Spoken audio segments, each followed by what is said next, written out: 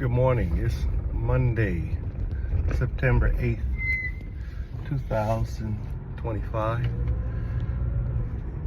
And the topic for today is the Emperor Wears No Clothes. Sometime during the processing of this video, I'm going to send you guys a link to a video to watch. And it's the tale of the Emperor, and he's wearing no clothes. And this is going to give emphasis to this whole idea or concept that women have been mesmerized through the power of repeat suggestion. And the most interesting thing about a lie that makes it easily accepted, more easily or more readily accepted, is that it has many elements of truth to it. And you just have to make up your mind and decide whether or not you are under the control of an instinct, or are you truly free to make choices?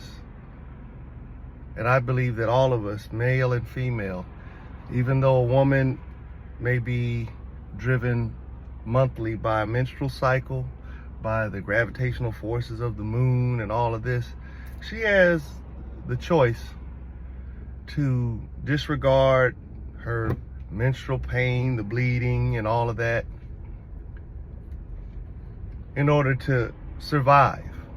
Because when a woman goes to work and she hasn't ever been married, she's single, and she's got a baby, you know, her going to work as a nurse doesn't keep her from having the right attitude and being able to bypass the diagnosis of postpartum depression, postpartum syndrome, and all this. She's able to get through the workday every day for 28 days. For the full 28-day cycle, she's managed to be able to get through doing what she needs to do to handle her business. But it's only after she marries a millionaire or she marries somebody of means that she's able to pull all of this crap, and everybody brings out the violins and she's shedding tears and we feel sorry and sad for the woman. No, I just, and the whole point of me making this video is to just illustrate the point of, in the tale of the Emperor Wears No Clothes, it took somebody who was innocent, somebody who had not been influenced by society. It took an innocent child to be able to point out the deception.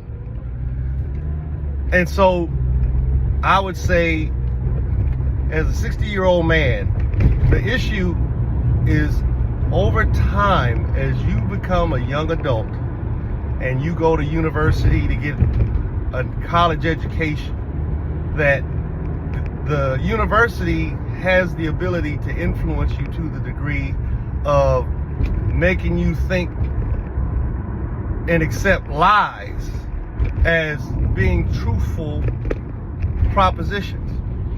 And the real issue is that they're supposed to teach you how to discern truth from falsehood. So it's at a point where I'm just putting it out there that as much as we want to have all these sophisticated conversations, they're going to boil down to good versus no good. And I'm going to illustrate that to you. In marriage, the proposition that's given to both the husband and the wife is, for richer, for poor, for sickness and in health, for better or worse, till death do us part. And each of those participants have the freedom and the right to say I do or no I don't. But for some reason in the United States, you can say I do and change your mind and get rewarded for being a liar and a deceiver. Till death us do part means till death us do part. So the marriage contract that you embark upon with the state, where you appeal to the state via a license to get permission to get married, it's a different contract than the one that was issued traditionally long before the issuance of licenses for marriage began. So marriage is good. Marriage licensing by the state, no good. And the reason why it's no good is because in the licensing form of marriage, you get rewarded if you are a lying, evil person. The person who enters the marriage in good faith, who was many times, I'm pretty sure, before the marriage wedding took place, was reassured by the lying, deceiving individual that you don't have nothing to worry about. I'll never leave you. I love you. This is what I want, and this is what I want for the rest of my life, just to be with you and only you. Only to find out not even a year later, and sometimes maybe not even but months later, that they lied. You know, because like I said, going back to the marriage vow, till death us do part. You know, there's some little variations for the woman she has to obey, because the presumption in that marital agreement, in the vow taking, is that the man is going to have to take care of the woman. And that's the presumption of the licensed marriage contract for the state. It's presumed the man is going to have the money. And that's the reason why women now are starting to get a little bit out of shape, because now they're making a lot of money and they're being tricked by these handsome, very desirable men who really don't have too much to offer but their handsomeness, their masculineness, their sexuality, and their popularity. They're going to get a lot of shine marrying these dudes. But ultimately, the dude just can't tolerate the woman. Halle Berry is one of the biggest examples. You know, she entered that relationship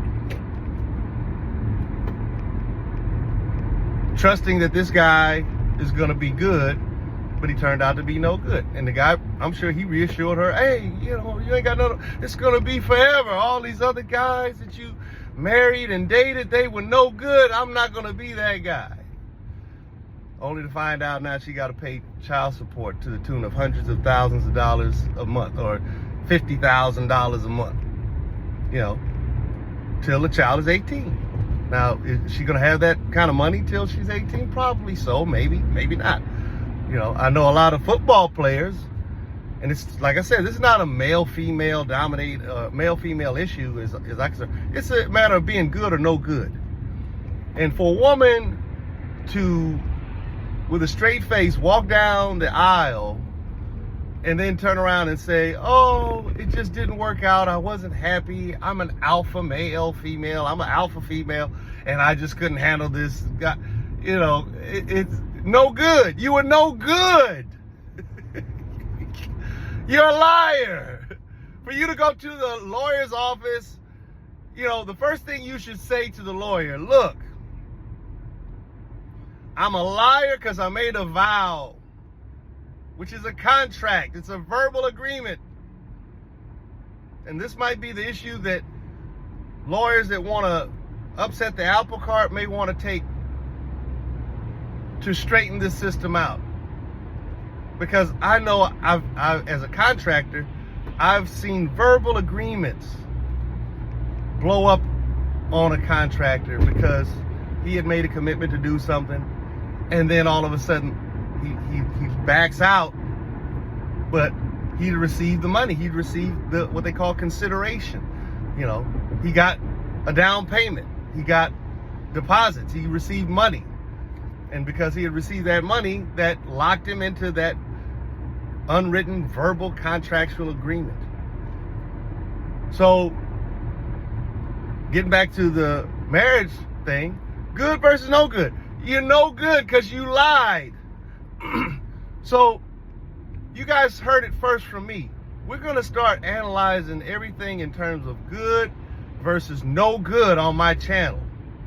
And I'm not attacking any particular race. I'm not attacking any group of people, women or gays or men. I'm basically saying it's either a good proposition or a no good proposition. I'm going to be that innocent child because I believe at a certain age, the only thing that you can really offer that is of the greatest value to humanity is wisdom. And the wisdom that I have, I am more than happy to generously share. But I'm telling you guys right now, I'm in it to make a lot of money. There's another guy, God rest his soul. He made it very clear to everybody who came to this channel, I'm here to get paid. I'm here to make a lot of money. The game on a certain level is to be told, but for the most part, it is to be sold. If you want to get the most out of life as a young man, you better start paying attention to your elders. And especially if you have a father that has gone through the gauntlet and he still has a smile on his face. He wakes up every morning and he's a very content and peaceful person. And he might not even have a whole lot of money, but he has enough to be content. Those are the people that you want to get as close to as possible because, one, those are the people that won't hurt you. Those are the people that will give you what you need. And they'll give it to you genuinely because they love you. And love means I care about you to the degree that whether you got $1 in your hand or whether you are broke buster, whether you are a winner in life or a loser, I am going to still love you and I'm going to reach out my hand to give it to you. So, the emperor wears no clothes. The innocent child. I'm not an innocent child, but I think I'm a wise child from all the life experiences I've had. I was married twice to the same woman. And the woman that I married, she was married a total of 3 times, including the 2 times with me. Now, whether anybody would like to say I'm insulting or whether I'm being brutal to my ex-wife, I'm basically just saying that the commitment was to love, honor, and cherish, and to obey. For richer or poor, for sickness and in health, till death us do part. And all I can say is it was a no good marriage. Not gonna say whose fault it was or who whatever. I'm basically saying it was no good because one of us broke that commitment. Not gonna say who. One of us broke that commitment.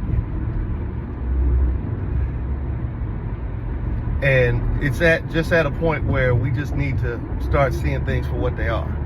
They're either good or they're no good. Have a good day, y'all.